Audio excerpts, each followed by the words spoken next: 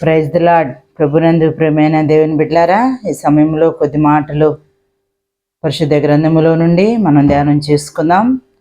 మొదటిగా చిన్ని ప్రార్థన చేసుకొని దేవుని వాక్యాన్ని ధ్యానం చేసుకుందాం. కృపగలిగిన మా తండ్రి మహోన్నతుడా, మీ కొందనాలు నాయన. ఈ సమయంలో ప్రభా నీ మాటలు ధ్యానం చేసుకొని మీ సన్నిధిలో ప్రార్థించుకునే గొప్ప భాగ్యాన్ని మీరు మాకు కలుగ చేసినందుకు మీ కొందనాలు నాయన. మీరు ఇచ్చినటువంటి సమయాన్ని బట్టి మీ కొందనాలు స్తుతులు స్తోత్రములు చెల్లిస్తున్నాం. అయ్యా నాయన, మీరే మాతో మాట్లాడండి, ముచ్చటించండి. మాకు కావాల్సిన వర్తమానాన్ని దయచేయండి. మాటలు వెదజల్లుచుండగా మంచి నిలబడే విత్తనములుగా మీరు ఆశీర్వదించండి. ఎంతమంది బిడ్డల్ని మాటలు వింటున్నారో వినబోతున్నారో అటువంటి బిడ్డలందరినీ మీరే ఆశీర్వదించి దీవించి నిండాలుగా వర్ధిల్ల చేయమని మా ప్రభుని యేసుక్రీస్తు నామమున పెట్ట ప్రార్థించేది వేడుకుంటున్నాము తండ్రి, ఆమేన్. పరిశుద్ధ గ్రంథములో నుండి ఈరోజు దేవుని వాక్యము ప్రకటన గ్రంథము 2వ అధ్యాయము 3వ వచనాన్ని మనం చదువుకుందాం. నీవు సహనము కలిగిన నామము నిమిత్తం భారం భరించి అలయలేదనియో నేను ఎరుగుదును. అయినను మొదట నీకుండిన ప్రేమను నీ వదిలితివి. నేను నీ మీద తప్పు ఒకటి మోపవలసినది. నువ్వు ఏ స్థితిలో నుండి పడితివో అది జ్ఞాపకము చేసుకుని మారుమనసు పొంది ఆ మొదటి క్రియలను చేయుము. అట్లు చేసి నువ్వు మారుమనసు పొందితేనే సరి, లేని ఎడల నేను యొద్దకు వచ్చి నీ దీపస్తంభమును దాని చోటు నుండి తీసివేతను. దేవుని సన్నిధిలో దేవుని వాక్యం సెలవిస్తుంది. నీకు నా మీద మొదట ఉండిన ప్రేమను నువ్వు వదిలితివి అని దేవుడు ఎఫెసీలో ఉన్నటువంటి సంఘపు వారికి తెలియచేస్తూ ఉన్నాడు. మొదట ఉన్నటువంటి ప్రేమను వదిలిపెట్టేశావు. దేవుని సన్నిధిలో దేవుడు కోరుకుంటుంది ఏంటంటే, దేవుడు మనల్ని ప్రేమించాడు. ఆ ప్రేమను మన ద్వారా ఆయన మరలా ప్రేమించాలని ఆశపడుతూ కోరుకుంటూ ఉన్నాడు. దేవుని సన్నిధిలో మనము దేవుడు మనల్ని ప్రేమించిన రీతిగా మనము కూడా నిత్యము దేవుణ్ణి ప్రేమించే వారిగా ఉండాలి. అయితే అన్ని విషయాల్లో సంఘ బిడ్డలు అందరూ బాగానే ఉన్నారంట, కానీ ప్రేమ విషయం వచ్చేసరికి మొదట ఉండినటువంటి ప్రేమను విడిచిపెట్టేసుకుంది. ఎందుకు మొదట ఉండిన ప్రేమను వదిలిపెట్టేసావనంటే, అనేకుల్లో ఈ దినాల్లో కూడా మొదట చూపించినటువంటి ప్రేమ అంతవరకు చూపించలేకపోతున్నారు. చివరి వరకు ఆ ప్రేమను చూపించలేకపోతున్నారు. మధ్యలో కొన్ని కారణాలు బట్టి మరి ఆ ప్రేమని వదిలే పరిస్థితుల్లోనికి వెళ్ళిపోతున్నారు. కానీ దేవుని వాక్యం సెలవిస్తుంది, దేవుని మీద మాత్రం మొదట చూపించినటువంటి ప్రేమను మనం చూపించాలని దేవుడు కోరుకుంటున్నాడు. నువ్వు సహనము కలిగి మరి అలలేదనియు, దుష్టులు సహింపలేవనియు, అపోస్తులను వచ్చిన వారిని పరీక్షించి నువ్వు అపోస్తులు కదని తెలుసుకొని మంచి విషయాల్లో నువ్వు మరి నీ కష్టమును మరి నీ భారమును సమస్తమును భరించావు. మరి అన్ని విషయాల్లో బాగానే ఉన్నావు, కానీ మొదట నా మీద నీకుండిన ప్రేమను వదిలితి. ఒక్క తప్పును చూపిస్తున్నాడు, సరిచేసుకో. ఎక్కడైతే ఆ ప్రేమను కోల్పోయావో, ఎక్కడైతే ఆ ప్రేమను వదిలిపెట్టుకున్నావో, నన్ను ఆరాధించడానికి, నన్ను కనపరచడానికి, నా సన్నిధిలో కనపడటానికి మొదట చూపించినటువంటి ఆ ప్రేమను ఎక్కడ వదిలేసావో, మరలా ఆ స్థితిలో నుంచి నువ్వు లేని ఎడలా మరి నీ దీపస్తంభమును నీ దగ్గర నుంచి నేను తీసివేస్తాను, లేకపోతే వెలిగించి అనేక మందికి వెలిగించే వ్యక్తిగా నేను ఆశీర్వదిస్తానని దేవుని వాక్యం సెలవిస్తుంది. అసలు ప్రేమలు తగ్గిపోవటానికి కారణం ఏంటనంటే, మత్తయి సువార్త 24వ అధ్యాయము 12వ వచనములో మనం చూసినట్లయితే ఇక్కడ ఒక మాట రాయబడి ఉన్నది. అక్రమం విస్తరించుట చేత అనేకుల ప్రేమ చల్లారును, అంతం వరకు సహించిన వాడెవడో వాడే రక్షింపబడును. అక్రమము విస్తరించుట చేత అనేకుల్లో ప్రేమ చల్లారిపోతుంది. దేవుని మీద నుంచి ప్రేమను తొలగించుకొని మరి క్రమమైన జీవితాలు లేకుండా, క్రమం కలిగినటువంటి వారిగా ఉండకుండా, మరి క్రమంగా దేవుని ఆరాధించవలసినటువంటి వారు, క్రమంగా దేవుని సన్నిధికి రావాల్సినటువంటి వారు, క్రమముగా దేవుని సన్నిధిలో విజ్ఞాపనలు, ఉపవాస కొడుకులు, దేవుని సన్నిధానములు ప్రతినిత్యము కనపడవలసినటువంటి వారు కనపడలేకపోవటానికి కారణం అక్రమం విస్తరించుట చేత అనేకుల్లో ప్రేమ చల్లారిపోతుంది. అంతం వరకు సహించిన వాడే రక్షింపబడతారు. అంతం వరకు ప్రేమను చూపించాలి. రక్షణ పొందిన నీవు, మారుమనసు పొందిన నీవు, దేవుని ప్రేమను తెలుసుకున్న నీవు అంతం వరకు ఆ ప్రేమను వదిలిపెట్టుకోకుండా గట్టిగా పట్టుకోవాలి. ఇక్కడ దేవుని వాక్యం సెలవిస్తుంది, నీలో ప్రేమ ఎందుకు చల్లారిపోయిందనంటే క్రమాన్ని వదిలిపెట్టేసుకున్నావు, క్రమాన్ని విడిచిపెట్టేశావు, క్రమం కలిగిన జీవితాన్ని విడిచిపెట్టుకున్నావు కాబట్టి నువ్వు నా మొదట చూపించినటువంటి ప్రేమను నా ఎడల నువ్వు చూపించలేకపోతున్నావు. బాగా ప్రార్థించి మొదటిగా బాగా బైబిల్ ధ్యానం చేసి మొదటిగా దేవుని సన్నిధిలో ముందుగా వచ్చి కూర్చొని పరిచర్య విషయంలో అన్ని విషయాలు మొదట రక్షింపబడినటువంటి దినాల్లో దేవుని తెలుసుకున్న దినాల్లో బాగా ఉన్నావు. అయితే ఇప్పుడు ఆ ప్రేమ కరువైపోయిందని నీ మీద ఒక తప్పు చూపిస్తున్నాడు. సరిచేసుకోవాలి. ఈ సమయంలో నువ్వు ఏ రీతిగా దేవుని ఆరాధిస్తున్నావు, ప్రేమిస్తున్నావు, అక్రమము నీలో ఉందా, క్రమం లేని జీవితం నీలో ఉందా, తీసివేసుకొని క్రమము కలిగినటువంటి బిడ్డగా నువ్వు ఉండాలని దేవుడు కోరుకుంటున్నాడు. అబ్రాహాం గారు ఇస్సాకుని ఇవ్వటానికి దేవుని సన్నిధానములో మరి ఆ బలిపీఠం కట్టినటువంటి సమయం క్రమముగా కట్టెలు పేరుస్తున్నాడు. ఆ కట్టెలు పేర్చి ఇస్సాకుని పండుకోబెట్టినప్పుడు దేవుని దూత గట్టిగా అబ్రహామా అని చేతిలో చెయ్యి ఆ కత్తిని తీసివేయి, చెయ్యి పైకి ఎత్తకము, చెయ్యి మరి ఆ బిడ్డ మీద వేయకము అనే స్వరం వినబడుతూ ఉంటుంది. ఆ ఇస్సాకును బలిగా కోరుకున్నాడు. యేసయ్య ఎంత ప్రేమ ఉందా అని చెప్పి అబ్రాహాం గారిని పరీక్షించటానికి మొదట ఎట్లా అయితే అబ్రాహాం గారు యేసయ్యని ప్రేమించాడో అలాగే బిడ్డ కలిగిన తర్వాత కూడా ఆ ప్రేమ విషయాలు మాత్రము తగ్గలేదు. క్రమము కలిగినటువంటి వ్యక్తిగా విశ్వాసులకు తండ్రి అయినటువంటి అబ్రాహాం గారిని మనం చూస్తూ ఉంటాం. ఆ రీతిగా క్రమముగా బలిపీఠం కట్టడము ద్వారా ఇస్సాకు బదులుగా ఒక పొట్టేలుని పొదల్లో నుంచి చూపించటము, ఆ బలిగా అర్పించటం మనం చూస్తూ ఉంటాం. అబ్రహాం గారి వలె దేవుని ప్రేమించే వారంగా ఉండాలి. ఏలియా కూడా దేవుని సన్నిధానములో మరి అనేక మంది రెండు తలంపుల మధ్య ఉన్నటువంటి వారిని దేవుని వైపుకి మరల్చాలని, సజీవమైన దేవుని తెలుసుకోవాలని, దేవుని పక్షంగా నడిపించాలని, నశించిపోకుండా ఆత్మల భారం కలిగి వారి ఒక ఛాలెంజ్గా ఏలియా రోషం కలిగి ప్రార్థిస్తున్నాడు. ఆకాశము నుండి అగ్ని కురవాలి, ఆ దహన బలంతా బుగ్గిగా చేయాలని చెప్పి ఏలియా గారి ప్రార్థిస్తూ ఉండటం మనం చూస్తాం. క్రమముగా కట్టెలు పేర్చాడు రాజుల గ్రంథములో. మరి ఆ క్రమముగా కట్టెలు పేర్చిన తర్వాత కట్టెలు పేర్చినటువంటి ఆ సమయంలో దేవుడు ఆ ప్రార్థన ఆలకించాడు. క్రమముగా దేవుని సన్నిధిలో ఏలియా గారు నిలబడటం మనం చూస్తున్నాం. మన జీవితాలు కూడా, మన బలిపీఠాలు కూడా, మన జీవితాలు కూడా, మన కుటుంబాలు కూడా క్రమమైనవిగా ఉండాలి. అక్రమం ఉండకూడదు. క్రమం కలిగిన వారుగా ఉంటే మరి ఏలియా గారు ఆమేననక ముందే మరి దేవుడి ఆకాశము నుండి అగ్నిని కురిపించాడు. 3.5 సంవత్సరాలు వర్షం కురవకూడదనంటే వర్షం పంపించలేదు. మరలా వర్షం కావాలంటే వర్షం పంపించాడు. రోషం కలిగిన వాడే, మానవ స్వభావం కలిగినటువంటి వ్యక్తి అయినప్పుడు ఏలియా ప్రార్థించగా ఆ ప్రార్థనకు జవాబునిచ్చాడు దేవుడు. దేవుని సన్నిధిలో నువ్వు కూడా క్రమం కలిగి ఆ ప్రేమను కోల్పోకుండా, దేవుని మీద ప్రేమను కోల్పోకుండా ఉంటే ప్రార్థనలకి జవాబులు ఇచ్చి నేను ఆశీర్వదించి దీవించే దేవుడు.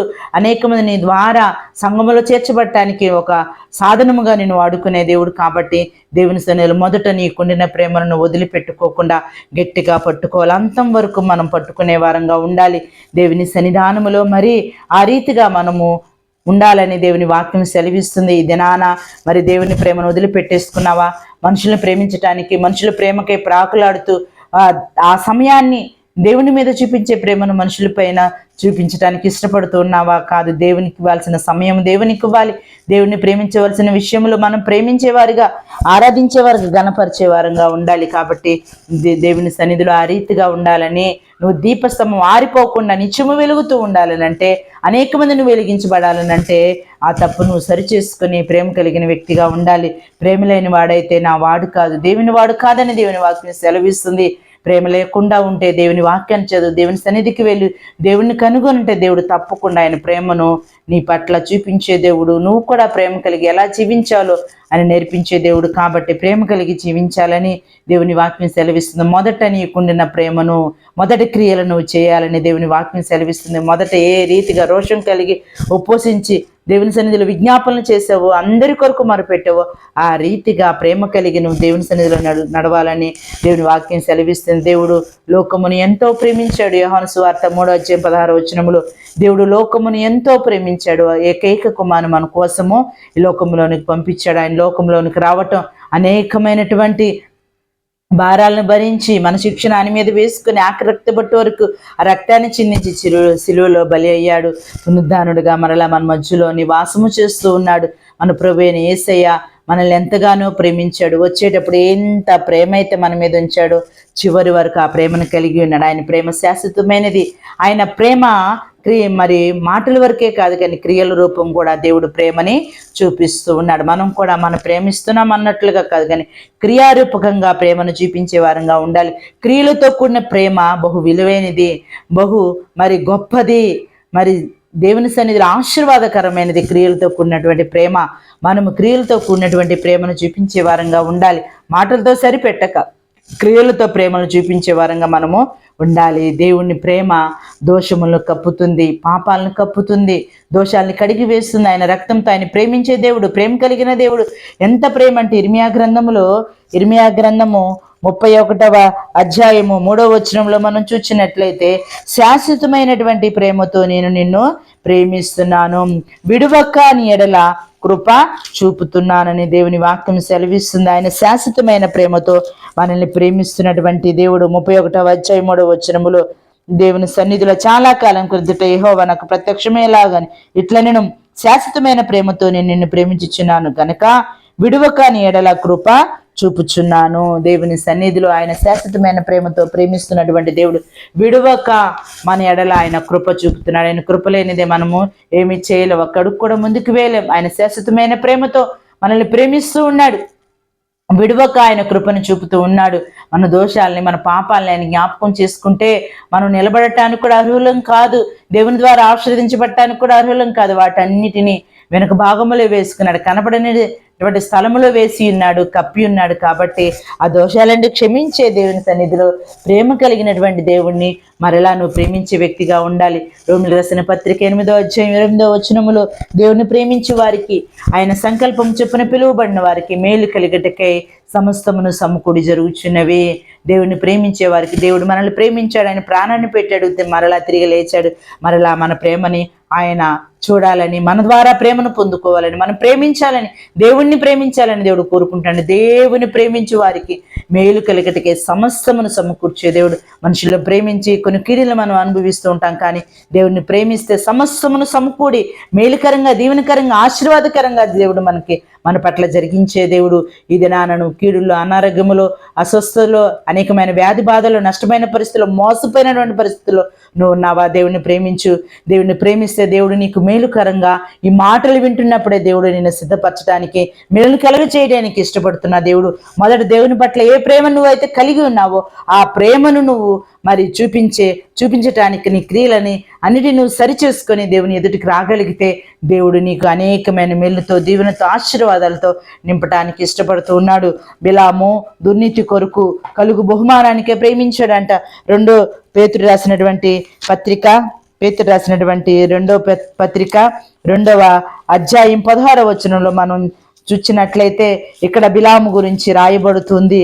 మరి పేతురు రాసిన 2వ పత్రిక 2వ అధ్యాయం 16వ వచనములో, బిలాము దుర్నీతి వల్ల కలుగు బహుమానమును ప్రేమించును, అయితే తాను చేసిన అతిక్రమము నిమిత్తము అతడు గద్దింపబడెను. ఎట్లనగా నోరులేని గార్ధబము మానవ స్వరముతో మాట్లాడి ఆ ప్రవక్త యొక్క వెర్రితనముగా అడ్డగించెను.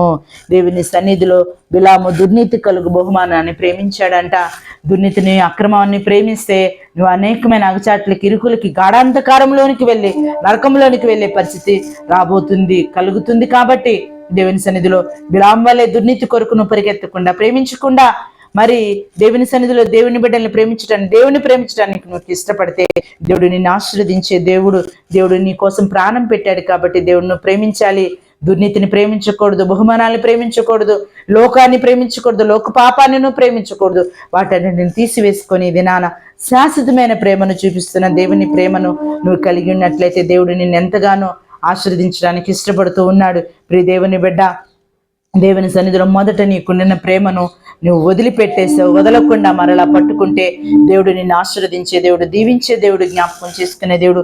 నీ దీపస్తంభమును ఆరిపోకుండా మరి నీ ఇంటిలో వెలగటానికి, సంఘములో వెలగటానికి, లోకములో వెలిగే ఒక వ్యక్తిగా, బిడ్డగా, మరి కుటుంబముగా, సంఘముగా నిన్ను అనేక రీతిలో జ్ఞాపకం చేసుకొని మేలుని, దీవెని, ఆశీర్వాదాన్ని కలగచేసే దేవుడు. కాబట్టి ఈ దినాన దేవుని సన్నిధిలో నువ్వు దేన్ని ప్రేమిస్తున్నావు? అక్రమాన, దుర్నీతిన, వాటన్నిటిని ప్రేమిస్తూ ఉంటే దినాన నీ క్రియలను సరిచేసుకొని, నీ పరిస్థితులను సరిచేసుకొని దేవుణ్ణి మొదట ఎలాగైతే ప్రేమించావో అలాగా ప్రేమించి నువ్వు ఉండగలిగితే దేవుడు తప్పకుండా నీకు ప్రేమ ద్వారా, నువ్వు చూపిస్తున్న ప్రేమ ద్వారా మేలుని కలగచేసి, దీవెని కలగచేసి అంతకంతకు నిన్ను వర్ధిల్ల చేసే దేవుడు. కాబట్టి ఆ రీతిగా మొదట దేవునిపై ఉన్నటువంటి ప్రేమను కలగ చేసుకొని అనేక ఆశీర్వాదాలు పొందుకుందుము గాక. ఈ చిన్ని మాటలు మన హృదయంలో ఫలింప చేయును గాక. ఆమేన్. ప్రభు ఈ మాటలు మీ హృదయములో ముద్రింపు చేయును గాక. మొదటి ప్రేమకై పురుకొల్పబడును గాక. ఆమేన్. ప్రార్థన చేసుకుందాం. కృప కలిగిన మా తండ్రి మహోన్నతుడా, మీకు వందనాలు, స్తుతులు, స్తోత్రములు చెల్లిస్తున్నామయ్యా. ఈ దినాన్ని మీరు ఇచ్చిన మాటలను బట్టి మీకు వందనాలు నాయనా. మొదట మీ మీద ఉన్నటువంటి ప్రేమను మరలా మేము కలగ చేసుకొని ఆ ప్రేమలో వేరుపారే జీవించినట్లుగా నీ కృపను చూపించండి నాయన. ఆ ప్రేమలో ఎదిగే వారంగా, వృద్ధి చెందేవారంగా, అభివృద్ధి చెందేవారంగా ఉండినట్లుగా నీ కృపను చూపించండి. అక్రమం, దుర్నీతి మాలో నుంచి తీసివేయండి నాయన. ఆయా శాశ్వతమైన ప్రేమతో మమ్మల్ని ప్రేమించిన దేవుణ్ణి నిరంతరము నా తండ్రి మిమ్మల్ని ప్రేమించేవారు ఉండినట్లుగా నీ కృపను చూపించి సహాయం చేయమని, అయా నా తండ్రి ప్రభా, మీరు చూపించిన ప్రేమకు బదులుగా మరలా మేము మీ ప్రేమను, మా ప్రేమను మీ ఎడల వ్యక్తపరిచేవారు ఉండినట్లుగా నీ కృపను చూపించి సహాయం చేయమని, ఇది నాని విత్తినటువంటి వాక్కులు మంచి నిలబడే విత్తనములుగా మీరు ఆశీర్వదించి 30 60 100 ఫలింపచేయమని, అనేక మందికి దీవెనకరంగా, ఆశీర్వాదకరంగా ఈ మాటల్ని మీరే ఉంచి బలపరిచి సహాయం చేయమని, ఈ సమయాన్ని మీరు మాకు అనుగ్రహించినందుకు మీకే వందనాలు, స్తుతులు, స్తోత్రములు చెల్లిస్తూ మా ప్రభువైన యేసుక్రీస్తు నామమున పేట ప్రార్థించడి వేడుకుంటున్నాము తండ్రి. ఆమేన్. ప్రభు మిమ్మల్ని అందరినీ దీవించి ఆశీర్వదించును గాక. ఆమేన్.